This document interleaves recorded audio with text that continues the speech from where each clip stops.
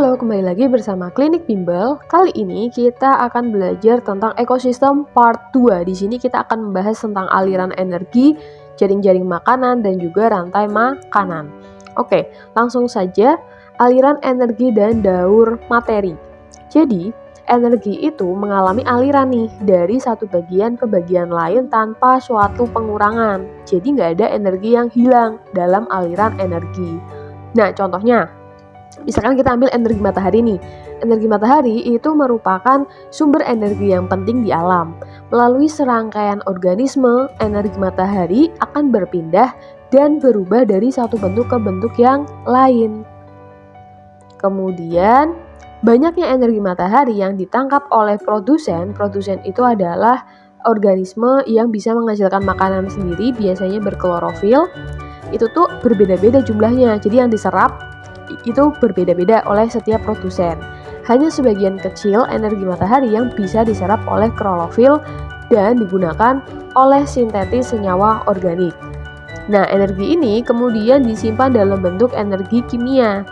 Kecepatan menyimpan energi kimia oleh produsen itulah yang disebut sebagai produksi primer kotor atau PPK. Selanjutnya, sekitar 20% dari PPK digunakan oleh produsen untuk kegiatan respirasi dan fotorespirasi. Di sini misalkan fotosintesis gitu ya. Sisanya disimpan sebagai produksi primer bersih atau PPB. Energi dalam produsen sekitar 10% itu akan berpindah lagi ke konsumen primer atau hewan-hewan atau organisme herbivora melalui peristiwa konsumsi atau memakan. Jadi kan pertamanya ditangkap produsen nih energi mataharinya, kemudian diolah menjadi energi kimia. Kemudian herbivora itu kan pemakan tumbuhan, dia akan makan rumput nih, sehingga energinya dari produsen itu sebagian berpindah ke hewan herbivora. Nah, selanjutnya, oleh konsumen primer energi tersebut digunakan untuk respirasi yang akan menghasilkan energi lagi. Selanjutnya, energi yang dihasilkan itu dipakai untuk pertumbuhan, reproduksi, mengganti sel-sel yang rusak, dan lain sebagainya. Kemudian, melalui rantai makanan energi, jadi melalui rantai makanan, itu energi akan berpindah ke karnivora 1, lalu berpindah ke karnivora ke-2. Jadi paham ya, jadi contohnya energi matahari masuk ke produsen nanti diambil oleh organisme atau hewan herbivora. Dari hewan herbivora itu nanti dimakan oleh hewan karnivora gitu ya, dan seterusnya. Jadi energi itu akan berpindah melalui rantai makanan. Kemudian, produktivitas yang menghasilkan energi yang tersimpan dalam tubuh konsumen itu disebut sebagai produktivitas sekunder. Sedangkan produktivitas yang menghasilkan energi yang tersimpan dalam tubuh produsen itu produktivitas primer. Jadi pertama kan oleh produsen itu berarti yang primer, kalau yang kedua masuk yang sekunder, yaitu yang di tubuh konsumen.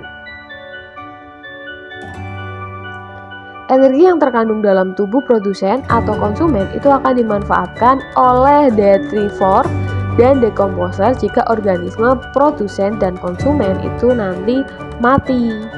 Jadi tetap ada aliran energinya.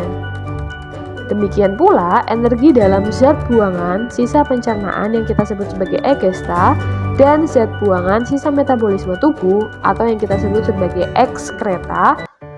Melalui proses dekomposisi atau penguraian senyawa organik dari bangkai, egesta, dan juga ekskreta akan diuraikan lagi menjadi zat anorganik. Nah, setelah menjadi zat anorganik akan kembali lagi ke alam.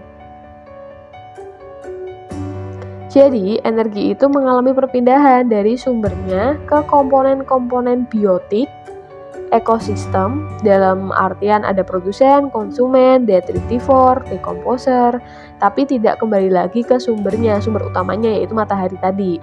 Nah, inilah yang disebut sebagai aliran energi atau energi flow, bukan siklus energi. Beda ya. Selanjutnya kita akan membahas tentang rantai makanan. Apa sih rantai makanan itu? Jadi rantai makanan itu merupakan suatu proses pemindahan materi dan energi melalui serangkaian organisme dalam peristiwa makan dan dimakan dengan urutan tertentu yang berlangsung satu arah. Nah, setiap kedudukan dalam rantai makanan itu disebut sebagai tingkat trofi. Kemudian, macam-macam rantai makanan itu ada dua. Yang pertama disebut sebagai rantai makanan perumput. Nah, rantai makanan perumput ini terjadi apabila tingkat trofi pertamanya itu ditempati oleh produsen. Jadi misalkan dari padi dimakan oleh tikus, dimakan oleh ular, dimakan oleh elang. Jadi padi itu menempati trofi pertama, makanya disebut sebagai rantai makanan perumput. Kemudian untuk rantai makanan detritus itu tingkat trofi pertamanya ditempati oleh detritus. Misalkan ada kayu rapuk, kemudian dimakan rayap, dimakan ayam, dan kemudian dimakan elang. Selanjutnya, jaring-jaring makanan secara pengertian itu merupakan kumpulan dari beberapa rantai makanan yang saling berhubungan. Kayak misalkan kalian bisa lihat pada gambar di situ mulai dari tumbuh-tumbuhan. Tumbuh-tumbuhan ini akan dimakan oleh kelinci. Rumput juga akan memakan tumbuh-tumbuhan. Kemudian burung pemakan biji juga akan makan tumbuh-tumbuhan dan belalang akan memakan tumbuh-tumbuhan. Nah, kemudian dari situ naik nih, si kelinci akan diburu oleh rubah. Tikus juga bisa dimakan rubah ataupun dimakan elang dan lain sebagainya. Nah, ini adalah gambaran contoh dari jaring-jaring makanan.